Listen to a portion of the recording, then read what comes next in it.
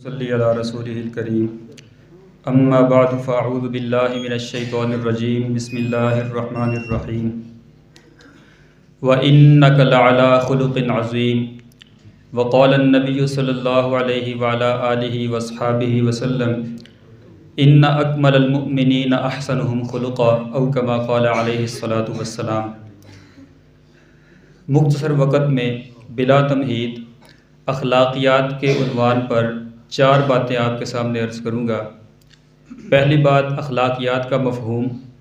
دوسری بات اخلاقیات کی اہمیت، تیسری بات اخلاقیات کے تقاضے، اور چوتھی بات کہ اخلاقیات کو ہم اپنائیں کس طرح۔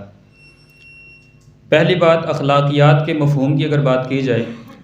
تو عام طور پر اخلاق کا لفظ استعمال ہوتا ہے، اخلاق حسنہ کا لفظ استعمال ہوتا ہے، اخلاقیات کا لفظ استعمال ہوتا ہے۔ ان سب کا ماخذ خلق ہے، اور خلق، خلقت، تخلیق، ان سب کا مادہ ایک ہے، پیدائش۔ اب اس لغوی مادے کو اور معنی کو سامنے رکھتے ہوئے اگر مفہوم دیکھا جائے تو اخلاق اور اخلاقیات کا مفہوم یہ بنے گا کہ وہ جذبات، وہ سوچیں اور وہ اعمال جو انسان کی خلقت میں رکھے گئے ہیں، انسان پیدائشی طور پر جن صفات کا حامل ہوتا ہے، جو انسان تخلیقی طور پر لے کر آتا ہے اللہ کی طرف سے، انہی کو اخلاق اور اخلاقیات کہا جاتا ہے۔ اب پیدائشی طور پر انسان کن صفات کا مالک ہوتا ہے؟ کوئی بھی جو بچہ ہے وہ امن پسند ہوگا، سلامتی پسند ہوگا، دل کے اندر سچائی ہوگی، اس کے جو دل میں ہوگا وہ زبان پر ہوگا، کسی کے خلاف اس کے دل میں حسد نہیں ہوتا، نفرت نہیں ہوتی، کینہ نہیں ہوتا، بغض نہیں ہوتا۔ یہ انسان کے فطری اوصاف ہیں کہ بری عادات کا نہ ہونا اور اچھی صفات کا ہونا یہ انسان کی خلقت میں رکھا گیا ہے۔ تو معلوم ہوا کہ اخلاق اور اخلاقیات وہ ساری کی ساری افکار، وہ سارے کے سارے جذبات اور وہ سارے کے سارے اعمال جو مثبت ہیں انہی کو ہم اخلاق کہتے ہیں۔ اب اس سے یہ بات یہ سمجھ میں آ گئی کہ اخلاق کی جو 2 اقسام بیان کی جاتی ہیں، اخلاق حسنہ اور اخلاق سیئہ، ایسی کوئی بات نہیں ہے۔ اخلاق صرف حسنہ ہوتے ہیں، جو اچھی صفات ہیں وہی اخلاق ہیں، وہی اخلاقیات ہیں، اور انہی کے مساوی لفظ جو انگلش میں استعمال ہوتا ہے، مینرز، مورل ویلیوز، ایٹیکیٹس، یہ سارے کے سارے بھی مثبت اعمال کے لیے استعمال ہوتے ہیں، منفی کے لیے استعمال نہیں ہوتے۔ تو جو بری عادات ہیں ان کے لیے اخلاق سیئہ کا لفظ نہیں بولا جائے گا، ان کے لیے رذائل کا لفظ بولا جائے گا۔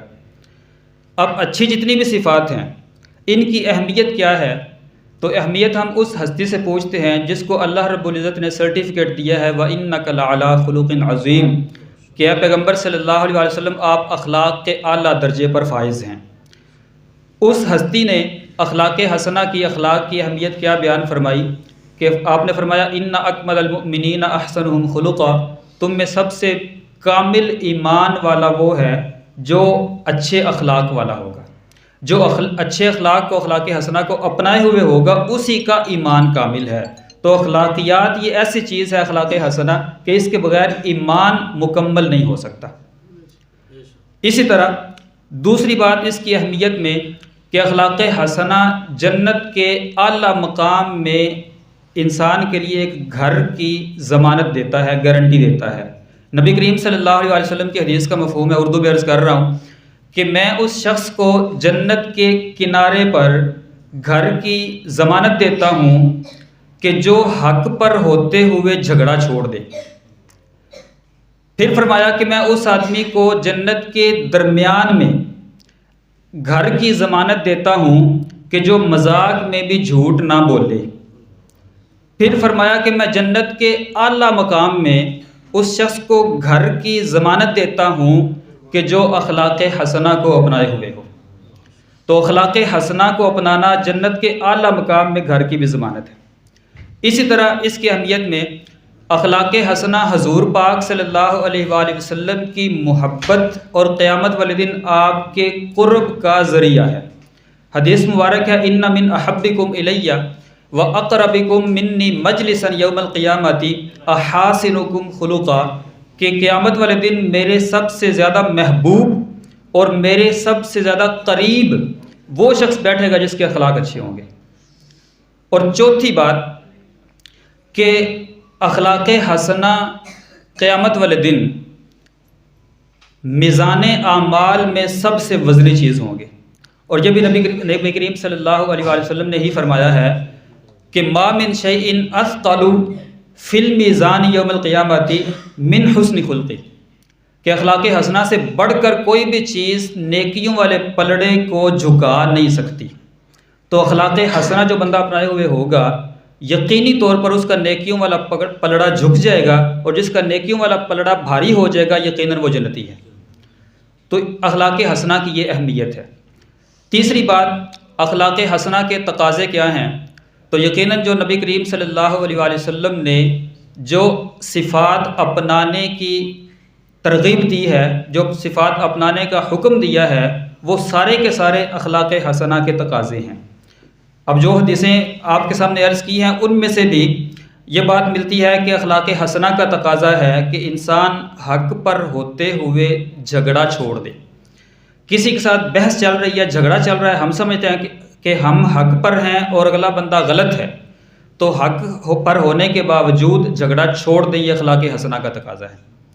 اخلاق حسنہ کا تقاضا یہ ہے کہ ہمیشہ سچ کو اپنایا جائے، جھوٹ کو ترک کر دیا جائے، کیونکہ الصدق ینجی والکذب یہلک، مذاق میں بھی جھوٹ نہ بولا جائے۔ اسی طرح اخلاق حسنہ کا تقاضا یہ ہے کہ جو بندہ ہمارے ساتھ قطع تعلقی کرتا ہے، رشتہ نبھانے کے لیے تیار نہیں ہے، برادری کے معاملات، خاندان کے معاملات، ہمارے ساتھ رشتہ توڑتا ہے، معاملات نہیں چلاتا، تو حضور پاک صلی اللہ علیہ وسلم کے فرمان کے مطابق حضرت عقبہ رضی اللہ عنہ نے جب پوچھا کہ اخبرنی یا رسول اللہ، اخبرنی بفواضل الاعمال، فضیلت والے اعمال تو مجھے بتائیے، تو حضور علیہ الصلوۃ والسلام نے فرمایا صل من قطعک، جو تجھ سے رشتہ توڑے اس سے رشتہ جوڑو۔ تو اخلاق حسنہ کا تقاضا ہے کہ جو نہیں بولتا اس کے ساتھ بھی بولو، جو توڑنے کی کوشش کرتا ہے اس کو جوڑنے کی کوشش کرو۔ اسی طرح فرمایا کہ وَأَعْتِ مَنْ حَرَمَكَ، کہ جو تجھے محروم کرے، تجھے تیرے حق سے محروم کرے، اس کو اس کا حق عطا کر۔ یہ بھی اخلاق حسنہ کا تقاضا ہے کہ اپنے حقوق کو نہ دیکھا جائے، دوسروں کے حقوق ادا کیے جائیں۔ اور پھر اخلاق حسنہ کا پانچواں تقاضا وَاعْفُ عَمَّنْ ظَلَمَكَ، جو تیرے ساتھ ظلم کرے، زیادتی کرے، اس کو معاف کرتا جائے۔ یہ اخلاق حسنہ کے تقاضے ہیں۔ اور اخلاق حسنہ کے تقاضوں کو اگر ایک جملے میں بند کرنا ہو تو نبی کریم صلی اللہ علیہ وآلہ وسلم کا ہی فرمان، صحابی فرماتے ہیں امرنا رسول اللہ صلی اللہ علیہ وآلہ وسلم ان ننزل الناس منازلہم، کہ ہم لوگوں کو ان کے مرتبے پر رکھ کر ان کے ساتھ سلوک کریں۔ حضرت جریر بن عبداللہ رضی اللہ تعالیٰ عنہ اپنی قوم کے سردار تھے، نبی کریم صلی اللہ علیہ وسلم کی مجلس میں حاضر ہوئے۔ حضور پاک صلی اللہ علیہ وآلہ وسلم نے ان کے بیٹھنے سے پہلے اپنی چادر بچھائی، چادر پر ان کو بٹھایا، مکمل توجہ ان کی طرف رکھ کر ان کی بات سنی بھی، اپنی بات سنائی بھی۔ پھر جب وہ رخصت ہوئے تو حضور علیہ السلام نے فرمایا اذا اتاکم کریم قوم فاکرموہ، کہ جب تمہارے پاس کسی بھی قوم کا عزت دار بندہ آئے تو تم بھی اسے عزت دو۔ اب یہ اخلاق حسنہ کا خلاصہ ہے کہ ہر بندے کے ساتھ اس کے مرتبے کے مطابق پیش آیا جائے۔ اب اسی بات سے پھر اگلی یہ بات نکلے گی کہ انسانوں میں اگر دیکھا جائے تو انسانوں کے مراتب کے لحاظ سے اولیاء کرام بھی ہیں، صحابہ کرام بھی ہیں، اہل بیت آل رسول بھی ہیں، انبیاء کرام بھی ہیں، اور پھر ان سب سے اوپر ان سب کا خالق اللہ رب العزت ہے۔ اب یہ بھی اخلاق حسنہ کا تقاضا ہے کہ ہم اولیاء کرام کا ذکر کریں اولیاء کرام کے مرتبے کے مطابق، صحابہ کرام کا ذکر کریں ان کے مرتبے کے مطابق، آل رسول اہل بیت کا ذکر کریں ان کے مرتبے کے مطابق، نبی کریم صلی اللہ علیہ وآلہ وسلم کا ذکر کریں ان کے مرتبے کے مطابق۔ نیچے والے مرتبے والے ہستی کو اتنا بڑھا چڑھا کر بیان نہ کیا جائے کہ وہ اوپر والی ہستی کے ساتھ اس کی شراکت لازم آنا شروع ہو جائے۔ تو نبی کریم صلی اللہ علیہ وآلہ وسلم کی جب ہم صفات شان بیان کرتے ہیں تو اتنا بڑھا کے نہ بیان کی جائے کہ وہ اللہ کی ذات و صفات اختیارات میں شریک ٹھہرانا لازم آ جائے۔ یہ بھی اخلاق حسنہ کا تقاضا ہے کہ سب ہستیوں کو ان کے مرتبے کے مطابق بیان کیا جائے۔ اور آخری بات، چوتھی بات اخلاقیات کے حساب سے کہ ہمارے اندر اخلاقیات کس طرح آئیں، کیسے ہم اخلاقیات پر فائز ہو جائیں، اخلاق حسنہ ہمارے اندر آ جائیں، تو یقینی طور پر پہلا طریقہ تو ہے کہ اس کے لیے کوشش کی جائے، اپنے اندر جو منفی جذبات ہیں، حسد، نفرت، کینہ، بغض والے، غصے والے، وہ سارے ختم کیے جائیں اور اچھے جذبات پیدا کرنے کی کوشش کی جائے۔ اور اس کوشش کا ایک طریقہ بہت ہی اچھا طریقہ ہے، جس بندے کے بارے میں ہم اپنے دل میں نفرت محسوس کرتے ہوں، جس بندے سے ہمیں حسد محسوس ہو رہا ہو، جس بندے کو ہم نقصان پہنچانے کا کبھی کبھی سوچتے ہو کہ بس میرے ہاتھ چڑھ لگے میں دساں گا، جس بندے کے بارے میں اس طرح کے جذبات ہمارے دل میں ہوں، اس کو اپنی دعاؤں میں شامل کر لیں۔ دل نہ بھی چاہے، زبان سے ان کے لیے دعائیں کرتے رہیں، شروع میں صرف زبان سے دعا نکلے گی، آہستہ آہستہ دل بھی اس کے بارے میں ٹھیک ہو جائے گا، وہ سارے کے سارے منفی جذبات ختم ہو جائیں گے۔ اور دوسرا طریقہ اور آخری بات کہ ان الفاظ کے ساتھ دعائیں کی جائیں اخلاق حسنہ کے لیے جو نبی کریم صلی اللہ علیہ وسلم کی زبان مبارک سے ادا ہوئے ہیں، کیونکہ جو الفاظ نبی کریم صلی اللہ علیہ وسلم کی زبان مبارک سے ادا ہوئے ہیں، انہوں نے اللہ سے قبولیت کا سرٹیفکیٹ لیا ہوا ہے، وہ اللہ کے ہاں الفاظ وہ پہلے ہی مقبول ہیں۔ تو 3 دعائیں آپ کے سامنے عرض کروں گا۔ ایک دعا ہے جو حضور پاک صلی اللہ علیہ وسلم اکثر کیا کرتے تھے کہ اللہم انی اعوذ بک من الشقاق والنفاق، کہ یا اللہ میں پناہ چاہتا ہوں شقاق سے، حق کی مخالفت سے میں تیری پناہ چاہتا ہوں کہ میں کبھی حق کی مخالفت نہ کروں، والنفاق اور منافقت سے میں یا اللہ تیری پناہ چاہتا ہوں۔ دوسری دعا اللہم انی اعوذ بک من منکرات الاخلاق والاعمال والاہواء، میں دوبارہ پڑھ رہا ہوں، اللہم انی اعوذ بک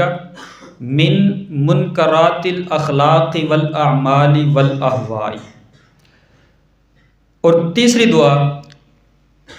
ہم میں سے ہر بندہ دن میں پتہ نہیں کتنی دفعہ آئینہ دیکھتا ہے اور اپنے آپ کو سنوارتا ہے، تو ہر دفعہ آئینہ دیکھتے وقت یہ دعا پڑھی جائے اللہم کما حسنت خلقی فحسن خلقی۔ یقیناً انسان احسن تقویم کے اندر پیدا کیا گیا ہے، تو اللہ تعالیٰ سے دعا کی جائے کہ یا اللہ اللہم کما حسنت خلقی، جس طرح تو نے میری شکل و صورت کو حسین کیا ہے، فحسن خلقی، تو میری عادات کو، میرے اخلاق کو بھی حسین فرما دے۔ اللہ تعالیٰ ہم سب کو عمل کی توفیق